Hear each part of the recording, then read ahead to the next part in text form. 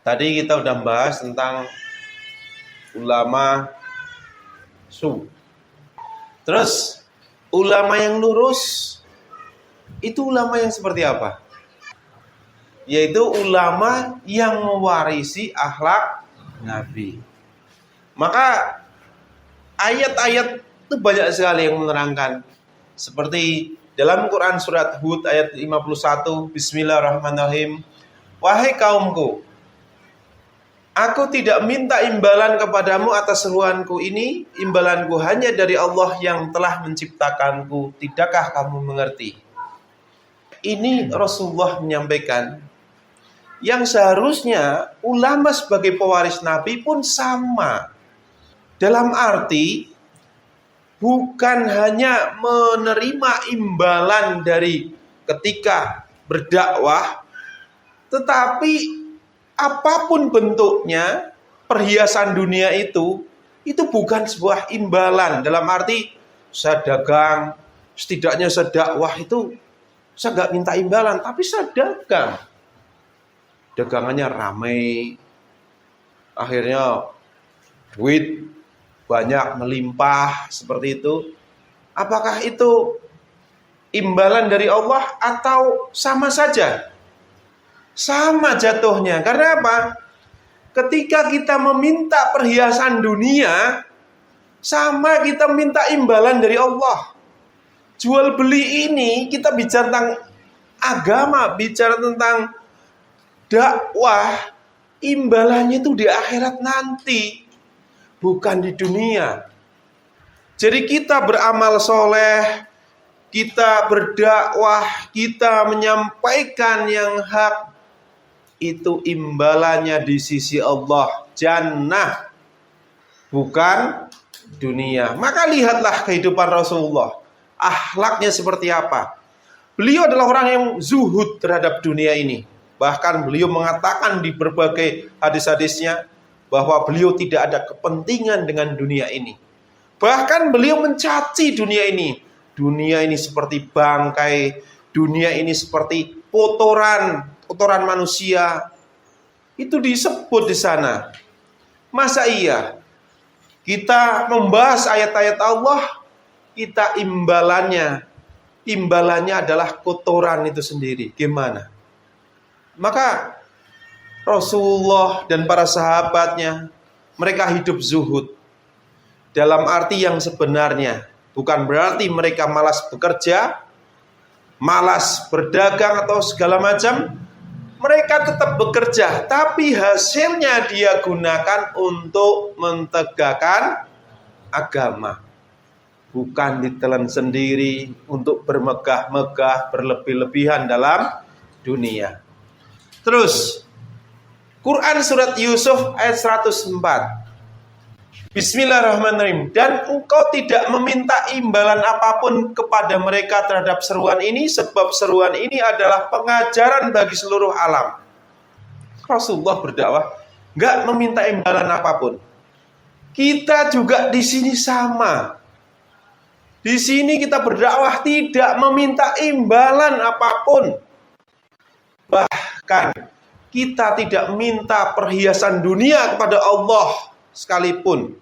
Kita lebih baik makan sehari, lapar sehari.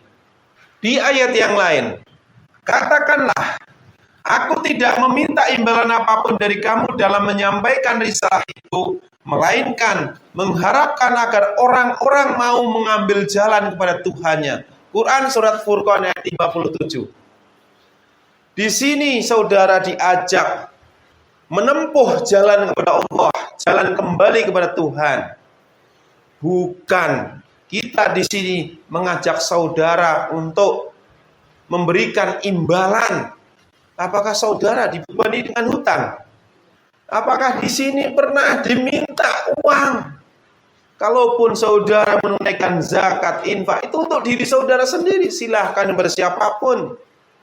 Terus di ayat yang lain, Bismillahirrahmanirrahim. Ataukah engkau Muhammad meminta imbalan kepada mereka sehingga mereka dibebani dengan hutang? Quran surat At-Tur ayat 40 dan surat Yasin ayat 21. Bismillahirrahmanirrahim. Ikutilah orang yang tidak meminta imbalan kepadamu, dan mereka adalah orang-orang yang mendapat petunjuk. Ini yang tadi itu bicara tentang akhlak Rasulullah. Dan yang terakhir di surat Yasin ini adalah kita dalam mengikuti ulama yang benar dan tidaknya itu dilihat di sini. Pak, saya ngikutin ulama, dia nggak minta imbalan, tapi dia itu rumahnya aja megah, mewah, mobilnya aja Ferrari gitu kan. Ya sama aja. Dia minta imbalan, dia nggak minta imbalan kepada kamu, tapi dia minta imbalan dari sisi yang lain. Lah emang bermegah-megahan nggak boleh. Ini surat At-Takasur jelas, kalau orang sudah bermegah-megahan itu artinya sudah lalai, sudah tersesat. Itu ayatnya kan banyak. Bagaimana mereka akan menyadari kalau mereka telah lalai? Sedangkan ayatnya jelas, mereka akan lalai sampai masuk ke dalam.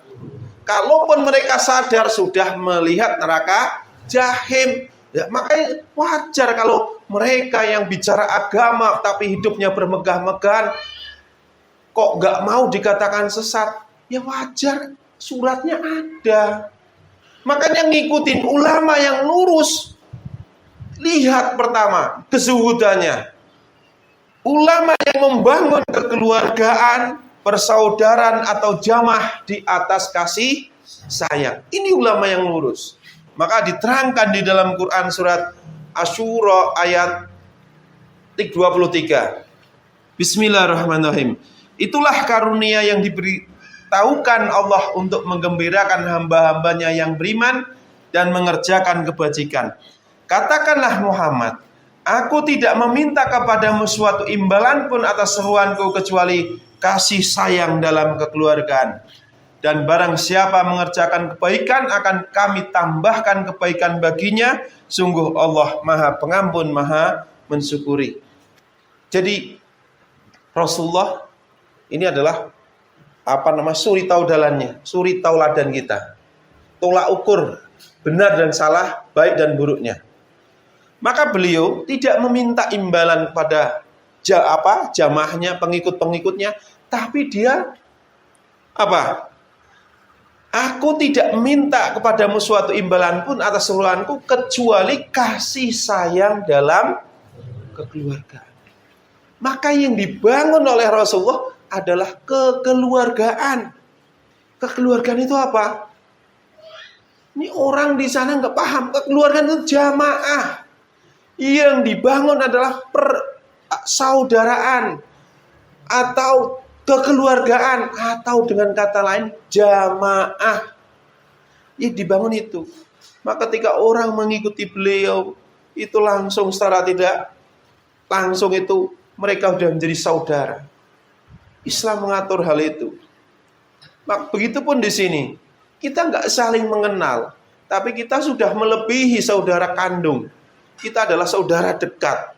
Kita punya landasan yang sama, tujuan yang sama, adalah jannah.